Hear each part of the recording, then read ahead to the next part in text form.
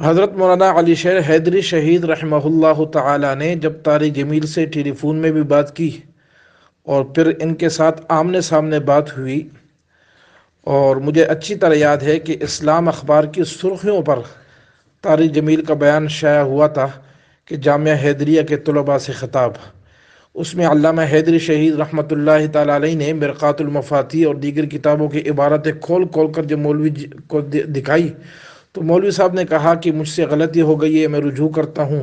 اور علامہ حیدری شہید رحمہ اللہ نے اصول کافی کی عبارت طارق جمیل کو دکھائی۔ اصول کافی کی حیثیت کیا نہیں پتہ؟ حیدری صاحب نے طارق جمیل کو اصول کافی دکھائی بھی، اور اصول کافی کی جو ہے نا شیعہ کے ہاں کیا اہمیت ہے وہ بھی سمجھائی، اور پھر اصول کافی سے عبارتیں دکھائی اور دیگر کتابوں سے کہ شیعہ نے لکھا ہے کہ اسلما ثم ارتدا، نعوذ باللہ نعوذ باللہ، کفر نقل کفر کفر نباشد، کہ ابو بکر و عمر رضی اللہ عنہما مسلمان ہو گئے تھے پھر مرتد ہو گئے تھے، شیعہ عقیدہ ہے۔ یہ باتیں جب حیدری صاحب نے طارق جمیل کو دکھائی تو طارق جمیل کہنے لگا کہ مجھے تو ان باتوں کا پتہ نہیں تھا، جو لوگ یہ کہتے ہیں اسلما ثم ارتدا وہ خود مرتد ہیں، اور یہ رجوع ان کا ثابت ہے۔ طارق جمیل کا یوٹیوب میں موجود ہے بیان، اور جس میں وہ نام لیتا ہے کہ مولانا علی شیر حیدری صاحب کی توجہ دلانے پر میری اصلاح ہو گئی ہے۔ تو کیا حضرت حیدری صاحب کی شہادت کے بعد جو ہے نعوذ باللہ کوئی نیا حکم طارق جمیل کے لیے آ گیا کہ دوبارہ اسلام آباد کے اجتماع میں جہاں تبلیغی بزرگوں نے ان کو بیان کا موقع نہیں دیا، زبردستی ممبر پر چڑھ کے کہتا ہے کہ شیعو تم مسلمان ہو، اور گلگت کے ایمان بگاڑے کے اندر کہتا ہے کہ شیعوں کی تعریف کرتے ہوئے کہتا ہے کہ جو لوگ شیعوں کے خلاف کام کر رہے ہیں وہ چند نوجوان ہیں، ان کو ہم سمجھا دیں گے۔ یعنی نعوذ باللہ شیعوں کے خلاف جو تحریک چل رہی ہے اس تحریک کو ہم روک دیں گے۔ کیا ہم ان باتوں کو، ان ڈھکوسلوں کو نہیں سمجھتے؟ ہم بچے ہیں، ہم گھاس کھاتے ہیں، ہم نہیں سمجھتے کہ طارق جمیل کس مشن پر اور کس جو ہے کام پر نکلا ہوا ہے؟ کیا بہت سارے اکابر نے، اکابر علماء دیوبند کے نام پیغامات نہیں بھیجے کہ طارق جمیل نہ دیوبندی ہے اور نہ دیوبندیوں کے ساتھ اس کو دور کا واسطہ ہے، یہ اپنے کسی مشن پر ہمارے صفوں میں کام کر رہے ہیں، کیوں ہمارا منہ کھلوانا چاہتے ہیں، اور وہ تمام حقائق کیوں ہمیں مجبور کیا جا رہا ہے کہ ہم سامنے لائیں؟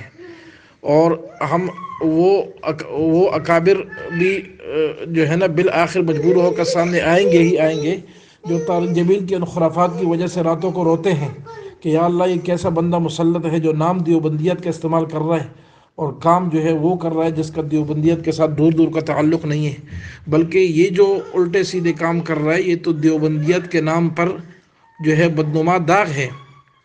حضرت شیخ الحدیث مفتی عبدالواحد صاحب جو ہے، جو حضرات ان سے واقف ہے وہ جانتے ہیں کہ وہ لکھتے بھی بہت کم ہیں۔ ان کا کئی قسطوں پر مضمون چھپا، ماہنامہ حق چار یار، قاضی مظہر حسین صاحب رحمہ اللہ کا جو رسالہ ہے حق چار یار، اس کے اندر کئی قسطوں پر مضامین چھپے۔ میرے پاس گھر میں رسالے آج بھی موجود ہیں جن کا عنوان ہے مولانا طارق جمیل کی بے اعتدالیاں۔ اس کے اندر جو ان کی خرافات کی حضرت شیخ الحدیث صاحب نے نشاندہی کی ہے، کیوں ہمارا منہ کھلوائیں گے اس موضوع پر کہ ہم اس موضوع پر قسطوار کوئی سلسلہ شروع کر لیں؟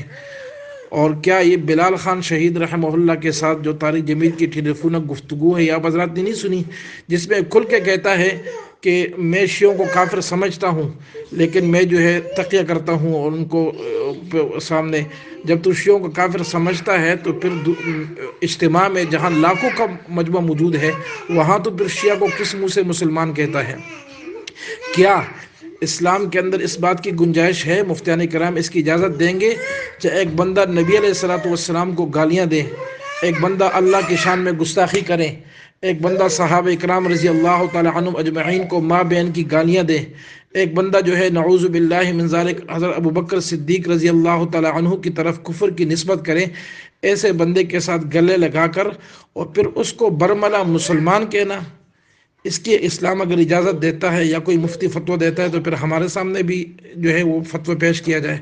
ہم نے بھی مدارس میں وقت گزارا ہے، ہم نے صرف جو ہے وہ گھاس اور پتے نہیں توڑے، جو ہے یہ چیزیں ہماری بھی سامنے ہیں، تمام درسی کتابیں بھی ہمارے سامنے ہیں۔ کافروں کے ساتھ کس درجے کا تعلق رکھنا چاہیے، کس کافر کے ساتھ کس نوعیت کا اختلاف ہوگا، اور کس کافر کے ساتھ کس نوعیت کا اتحاد ہو سکتا ہے، کافر کافر میں فرق ہے، یہ تفصیلات ہم بھی جانتے ہیں۔ تو برائے مہربانی احتیاط کے اندر اور اپنے مولویوں کی محبت پرستی کے اندر اتنا بھی آگے نہ جائیں کہ دینی اسلام کی اصول ہی رہ جائے۔ تو بہرحال طارق جمیل جو ہے یہ اس وقت مسلمانوں کے عقائد کے بگاڑ کا بہت سبب بن رہا ہے۔ اللہ تعالیٰ ان کو ہدایت دے، اور جو علماء ان کے حامی ہیں اللہ تعالیٰ انہیں بھی سمجھ دے۔ میں نے خود ایسے بیسیوں علماء کو دیکھا جو طارق جمیل کی ہر الٹی بات کو سیدھا کر کے تعویل کرنے کی کوشش کرتے تھے۔ میں نے ایک آدھ علماء کے نام پیغام بھی بھیجا کہ طارق جمیل کا دفاع کب تک کرتے رہو گے؟ یہ اس نہج تک پہنچ چکا ہے کہ آنے والے لمحات میں آپ ان کے دفاع پر قائم نہیں رہ سکو گے۔ حتیٰ کہ یوسف علیہ السلام کی شان میں طارق جمیل نے جب گستاخی کی تو بعض مولویوں نے اس کی بھی تعویلیں کرنے شروع کی۔ میں نے خود واللہ العظیم ان علماء کا قلم دیکھا جو بات بات پر طارق جمیل کا دفاع کرتے تھے، ان کا بھی سر سے پانی گزر گیا۔ واللہ العظیم میں قسم اٹھا کے کہتا ہوں وہ بھی اب طارق جمیل کے خلاف لکھنے پہ مجبور ہو گئے۔ آخر کیوں لکھ رہے ہیں؟ جو زندگی بھر دفاع کرتے رہے، ان کو بھی پتہ چل گیا کہ کب تک ہم اس کے الٹے سیدھے باتوں کا دفاع کرتے رہیں گے، یہ تو بہت ہی آگے جا رہا ہے اور اسلامی تعلیمات کو پامال کر رہا ہے۔ تو وہ اب جو ہے طارق جمیل کے خلاف مضامین لکھ رہے ہیں۔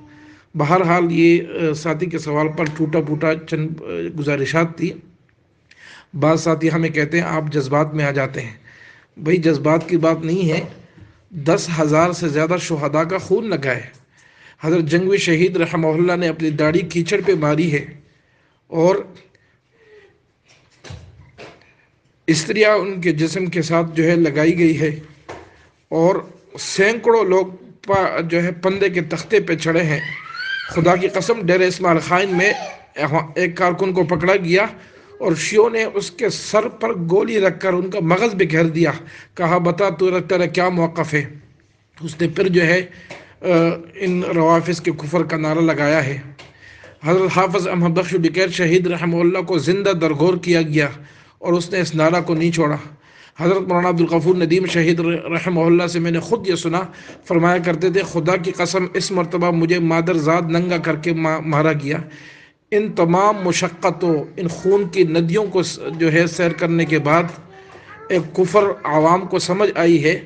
اب اگر اس کفر کے اوپر دوبارہ پردہ ڈالنے کی کوشش کی جائے گی تو کیا ہمارے ساتھی چیخ بھی نہیں سکتے ہیں؟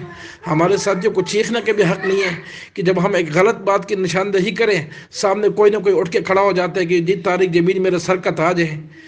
طارق جمیل اگر تیرے سر کا تاج ہے تو ہمارے سر کا تاج خدا کی قسم ابو بکر صدیق ہے۔